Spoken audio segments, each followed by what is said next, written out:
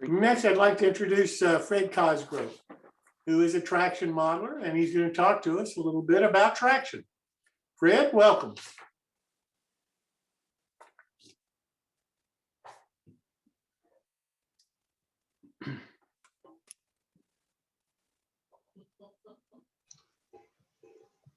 Okay. See that okay? Yeah. Oh, okay. Very beautiful.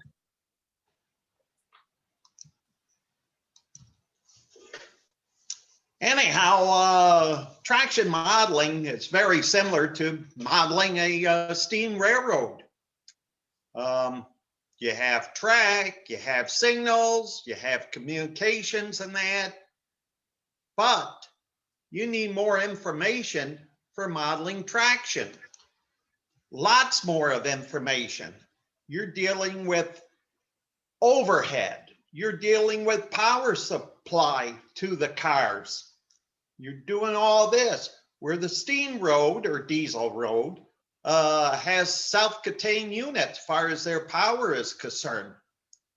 The trolley system has to get the power from somewhere else, and that's where the overhead comes. So for information to figure out what all you may need in your modeling, it's best if you can go out and check out a trolley system somewhere. And you could use the media. TV programs are on, and you have DVDs and movies and that, so you can get information that way. And of course, books. I mean, they're great. Writing things like this system up in Milwaukee is a great way to see how it operates, where it goes, and what kind of scenery it travels through. Same with Pittsburgh. I mean, they have rolling hills there, as you can see in the background.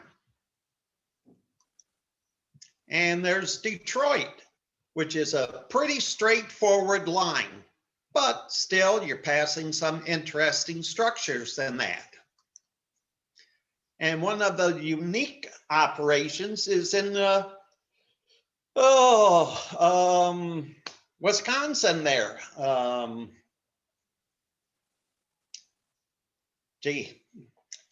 Senior moment, sorry. What is that? Can see it starts with the K. Anyhow, pardon? Kenosha. Yes, thank you. They run PCCs up there that come mostly from Philadelphia or Toronto. Each car is, of course, painted up in a different color, but it is a public operation. And of course, you have the last trains running through Michigan City through the streets. This should be all gone in a couple of years. This will become one big boulevard. And of course, you got museums throughout the country. This is up there at on the former Milwaukee Electric line up at East Troy, Wisconsin. This shows one of their latest projects that got finished. Restoration of a North Shore car back to a Silverliner. And of course, this is in Washington, PA, at the Pennsylvania Trolley Museum. This car was recently restored a few years ago. Another lovely restoration. Media, well, like I said, you can watch programs, learn from them, watch DVDs or movies, see pictures. I mean, gee, I go out and buy a picture, and one picture can tell you all kinds of things about the trolley system and the cars themselves. And that goes with other things. Oh, this is just a few of the DVDs. Here's one on Canadian rail, Detroit, the Fort Dodge line, and of course, New Orleans. Books. Well, like I said, books are a great source of information, especially if you get a traction book. These are pretty old, most of them, but they're still available on the secondhand market. This is a traction plan book, another traction guide book, traction handbook for the model railroaders, and CITEM or SUDEM, Interurban Modeling Handbook, one of the earliest publications for tractions as far as modeling. We'll start off with this book.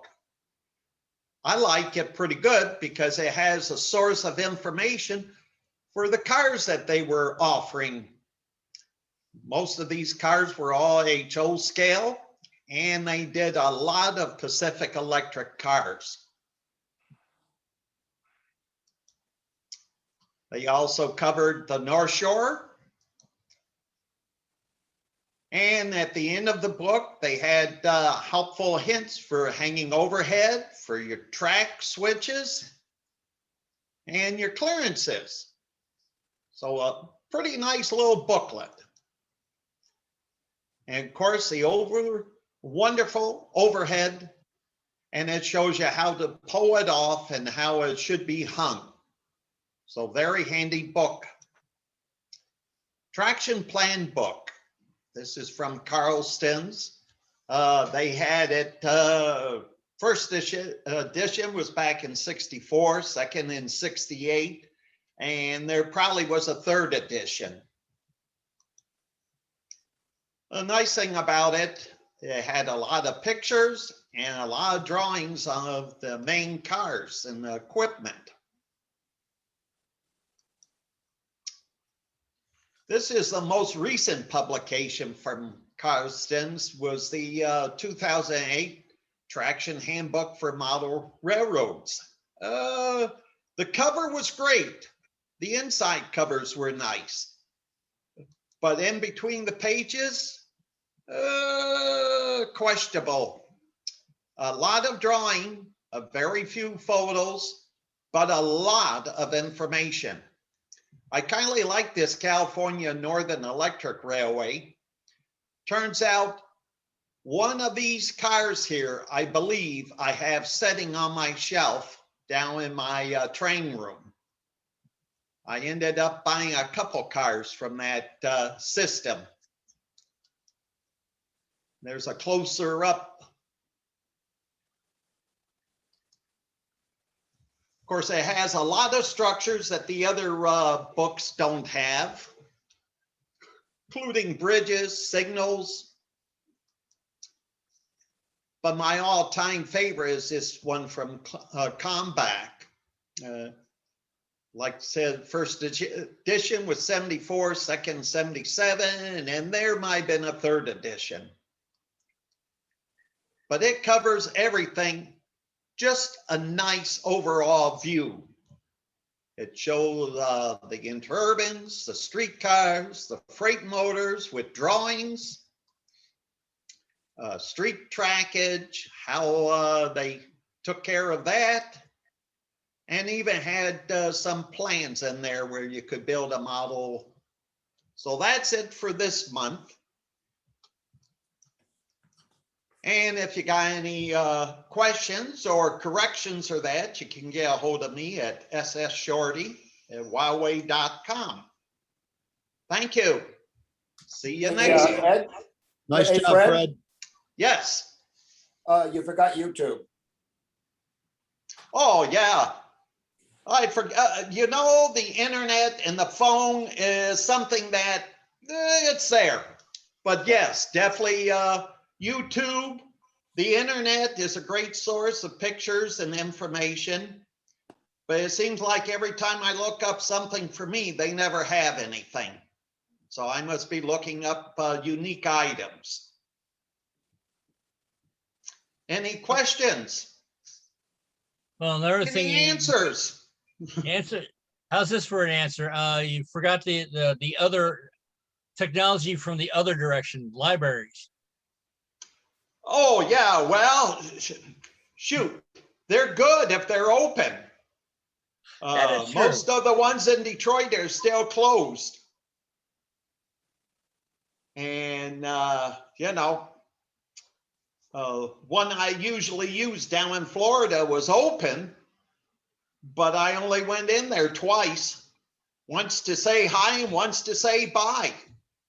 They didn't have any of the local newspapers or magazines or anything like that available. So, but yes, that's another good source when they're available. So. Fred, thank you so much. Really do